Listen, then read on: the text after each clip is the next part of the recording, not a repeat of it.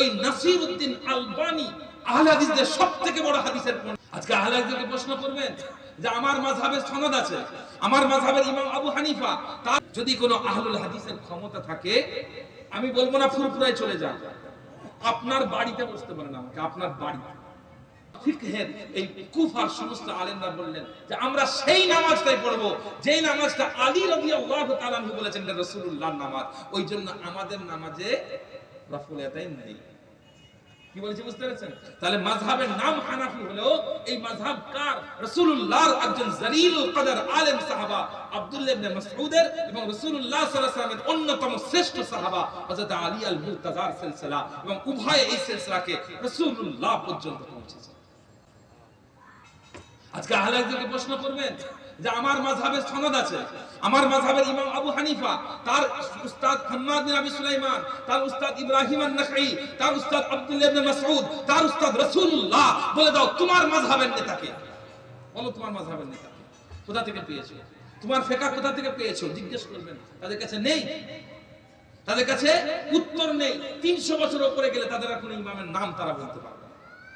তাদের সবথেকে বড় হাদিস পণ্ডিত নাসিরউদ্দিন আলবানী, সবথেকে বড় হাদিসের পণ্ডিত নাসিরউদ্দিন আলবানী।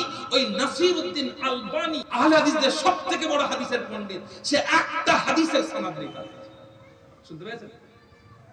একটা হাদিসের সনদ নেই।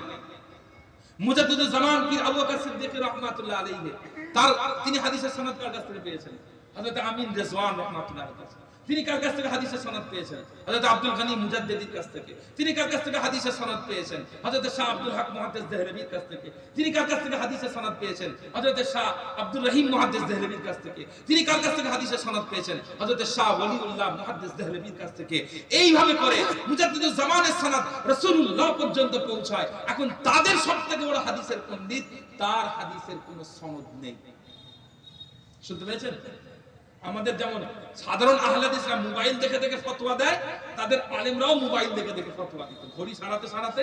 কথা বুঝতে পেরেছেন? একটা কথা আছে যে নাসিরউদ্দিন আলবানী কোনটা ঠিক করতো না ঘড়ি ঠিক করতো, কোনটা খারাপ করতো না ইসলাম খারাপ করতো। বুঝতে পেরেছেন? ক্লিয়ার হয়েছে? তাদের সবথেকে বড় ফিকহের কিতাব কি নাম? মাজমুআতু ফাতাওয়ায়ে ইবনে তাইমিয়া। শুনে রাখেন এই জিনিসগুলো, এই জিনিসগুলো ওপেন চ্যালেঞ্জের সাথে কথাগুলো বলছি। আজকে যেখানে কথাগুলো বলছি দলিলের ভিত্তিতে বলছি। যদি কোনো আহলুল হাদিসের ক্ষমতা থাকে, আমি বলবো না ফুরফুরায় চলে যান, আপনার বাড়িতে বসতে পারেন, আমাকে আপনার বাড়িতে। আপনার ফুরফুরাতে যেতে হবে না, ফুরফুরাতে যেতে হবে না। আপনার মালদায়, আপনার মুর্শিদাবাদে, এখানে বহু বড় বড় আছে, অনেক বড় বড় কথা বলে। ইউটিউবে দেখি মালদায় মুর্শিদাবাদে অনেক বড় বড় কথা বলে। যেখানে আসতে বলবেন সেখানে আসতে প্রস্তুত। ইবনে তাইমিয়ার যে ফতোয়ার কিতাব আছে, ওই কিতাবটা ইবনে তাইমিয়ার মারা যাওয়ার 600 বছর পর বের হয়েছে। শুনতে পেয়েছেন? আমি মরে যাওয়ার 600 বছর পরে কেউ যদি এই জিনিসটা বের করে, একটা কাগজ বের করে বলে এটা উজায়ের সিদ্দিকীর লেখা, মানবেন? কেন? এখন যদি আমি এই মাঠটা, ঠিক আছে, এই মাঠটার একটা দলিল বের করেছি, যে বললাম 600 বছর আগে এই মাঠটার যে মালিক ছিল তিনি আমার অমুক পোস্টের দাদু, তিনি বলেছেন এটা আমার বংশের লোকই পাবে, সুতরাং আমাকে মাঠটা দিয়ে দাও। আপনারা দেবেন? আপনারা তো আমাদের ভক্ত, দেবেন না কেন? তার কারণ 600 বছর পরের দলিলের কোনো মূল্য নেই। 600 বছর পরের দলিলের কোনো মূল্য নেই। এই জন্য এখন কেউ যদি একটা কথা বলে এটা রাসূলুল্লাহ বলেছেন, কেউ মানে না। কেন? যদি রাসূলুল্লাহ বলতেন তবে সাহাবা শুনতেন, সাহাবা যদি শুনতেন তাহলে তাবেঈনও শুনতেন, তাবেঈন যদি শুনতেন তবে তাবেঈনও শুনতেন। এই 1500 বছর আগে সেটা আবিষ্কার হতো না। কথা কি বলছি বুঝতে পেরেছেন?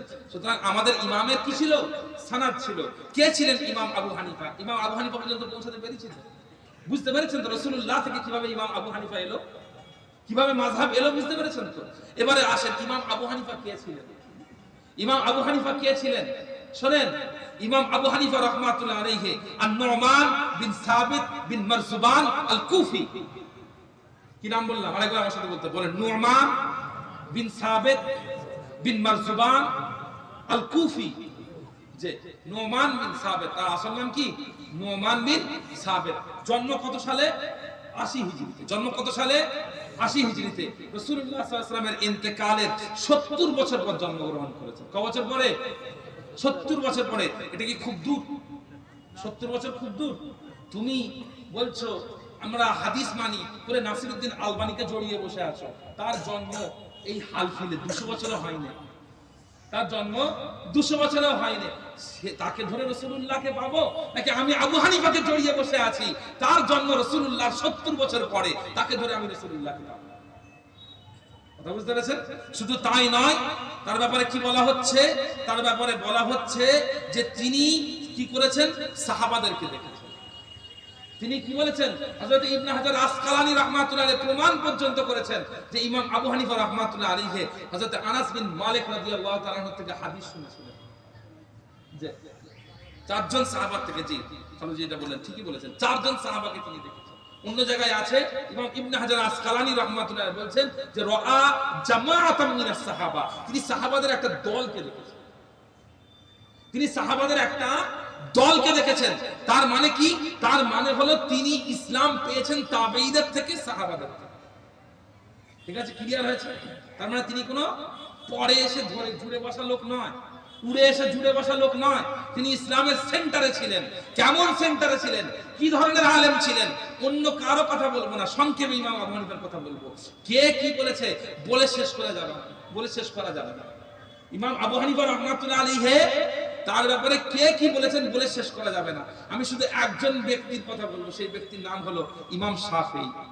কি নাম বললাম? ইমাম শাফিঈ। এই ইমাম শাফিঈ রাহমাতুল্লাহ আলাইহি ফিকহের ক্ষেত্রে ইমাম আবু হানিফা রাহমাতুল্লাহর সাথে তার সবচেয়ে বেশি ইখতিলাফ। মানে কি? ঝগড়া ছিল, ঝগড়া ছিল। কথা কি বলেছি বুঝতে পেরেছেন? ঝগড়া ছিল। সেই ঝগড়া থাকার পরেও তিনি কি বলছে জানেন? তিনি কি বলছেন? তিনি বলছেন একটা কথা, ইমাম শাফিঈ রাহমাতুল্লাহ আলাইহি বলছেন, মান আরাদা আন ইয়াতাবাহহারা ফিল ফিকহি ফাহুয়া আয়ালুন আলা আবি হানিফা। ইমাম শাফিঈ বলছেন, মান আরাদা, যে ব্যক্তি চাইবে, আন ইয়াতাবাহহারা, বাহার হবে, বাহার মানে সমুদ্র, চুটকে চাটকা নয়, ওই ফতোয়া মুহাম্মাদিয়া লেখার পণ্ডিত্য নয়, ইবনে তাইমিয়ার ফতোয়া ইবনে তাইমিয়া লেখার পণ্ডিত্য নয়। কেউ যদি মনে করে ফিকহের শাস্ত্রের সমুদ্র হবে, ডোবা নয়, পুকুর নয়, নদী নয়, কেউ যদি মনে করে ইলমুল ফিকহের সমুদ্র হবে, তবে সে ফাহুয়া আয়ালু আবি হানিফা, সে তখন আবু হানিফার সামনে কচি ছিল। শুনতে পেয়েছেন? যে আজানটা